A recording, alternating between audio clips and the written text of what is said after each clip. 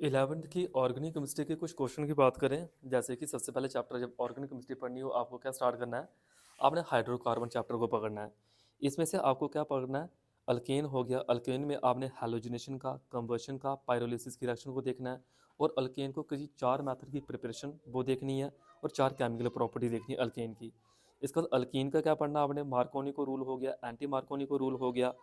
ठीक है, ओजोनोलिसिस क्या है, ओजोनोलिसिस क्या है ये पढ़नी है। उसके बाद इनके मैकेनिज्म को जरूर देखना है, इलेक्ट्रोफिलिक का मैकेनिज्म हो गया, या आइसोमेरिज्म जो टॉपिक है, ज्योमेट्रिकल आइसोमेरिज्म, सिस ट्रांस वाला, इसमें से कौन स्टेबल है कौन स्टेबल नहीं है, वो पढ़ना पड़ेगा आपको अल्कीन में से। प्रिपरेशन के कोई 5 पॉइंट और केमिकल प्रॉपर्टी के 5 पॉइंट और बाकी जो मैंने इंपॉर्टेंट बताया आपको अल्कीन के। अल्काइन में आप ज़्यादा से ज़्यादा एसिडिक नेचर को देख लो, अल्काइन की प्रिपरेशन को देख लो, अल्काइन से क्वेश्चन थोड़े कम निकलते हैं। उसके बाद बेंजीन की बात करें, बेंजीन के रेजोनेंस स्ट्रक्चर पढ़ लेना, हक्कल रूल पढ़ लेना, इलेक्ट्रोफिलिक सब्स्टिट्यूशन की रिएक्शन पढ़ लेना। उसके बाद कौन कौन से इलेक्ट्रॉन विदड्राइंग और इलेक्ट्रॉन डोनेटिंग ग्रुप किस तरह से इफेक्ट करते हैं, जो बेंजीन में से पढ़ना पड़ेगा। रिडॉक्स रिएक्शन की बात करें, रिडॉक्स रिएक्शन में एक रिएक्शन को बैलेंस कैसे करते हैं, ठीक है, रिडॉक्स रिएक्शन होती क्या है, इसकी टाइप क्या है, एग्जाम्पल जरूर याद रखनी है, ऑक्सीडेशन नंबर क्या होता है और ऑक्सीडेशन स्टेट कैसे निकालते हैं, इसको देखना है। बाकी एक चैप्टर और है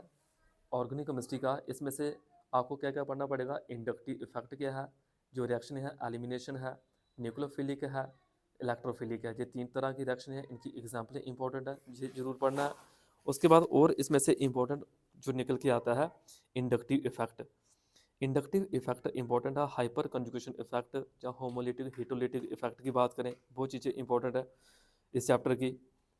तो इतना सा कर लोगे। और एक क्वेश्चन और है जो एग्जाम में कई बार पूछते हैं, कार्बोकेटाइन कार्बोनाइन फ्री रेडिकल, डेफिनेशन और स्टेबिलिटी पूछते हैं, इसकी ज़्यादा नहीं पूछते कि कौन स्टेबल है कौन अनस्टेबल है, 1 डिग्री है 2 डिग्री है 3 डिग्री है, इसके वो देख के जाना आपने, इतना ही। बाकी नेमी की बात करें, नेमी तो प्रैक्टिस करना पड़ेगी आपको कि एल्डिहाइड ग्रुप जब लगा हो तो नाम कैसे बनता है, कीटोन ग्रुप जब लगा हो नाम कैसे बनता है, ईथर ग्रुप लगा हो, अल्कोहल ग्रुप लगा हो, अमाइन ग्रुप लगा हो, साइनाइड ग्रुप लगा हो, कीटोन और एल्डिहाइड दोनों लगे हों, अल्कोहल और एल्डिहाइड दोनों लगे हों, तब क्या है, डबल बॉन्ड लगा हो, सिंगल बॉन्ड लगा हो, ट्रिपल बॉन्ड लगा हो, तब नाम इसका क्या बनता है। तो इस तरह से चीज़ें इंपॉर्टेंट निकल के आती हैं, ये आपको ऑर्गेनिक केमिस्ट्री का पढ़ना पड़ेगा तब जाके। बाकी पुराने पेपर उठा के देखेंगे आपको वही चीज़ें बार बार देखने को मिलेगी कि फ्रेडल क्राफ्ट रिएक्शन क्या है, सल्फोनेशन क्या है, नाइट्रेशन क्या है, ठीक है, हक्कल रूल क्या है, मार्कोनी को रूल क्या है, वुड्स रिएक्शन क्या है, वुड्स रिएक्शन क्या है, ये क्वेश्चन जो पेपर में आए हुए हैं, हैलोजिनेशन क्या है, हैलोजिनेशन या कन्फर्मेशन क्या है इथेन की कन्फर्मेशन कैसे देखते हैं हम, जिसमें एक्लिप्स और स्टैगर फॉर्म बनती है, आइसोमेरिज्म क्या है। बाकी इतना सा ही है ये ऑर्गेनिक केमिस्ट्री का इंपॉर्टेंट, इतना कोई बच्चा पढ़ के जाता है तो ऑर्गेनिक केमिस्ट्री वो बच्चे से अटैम्प्ट कर लेता है क्लास 11th की, इसके अलावा कोई ज़्यादा दूर से आता नहीं है।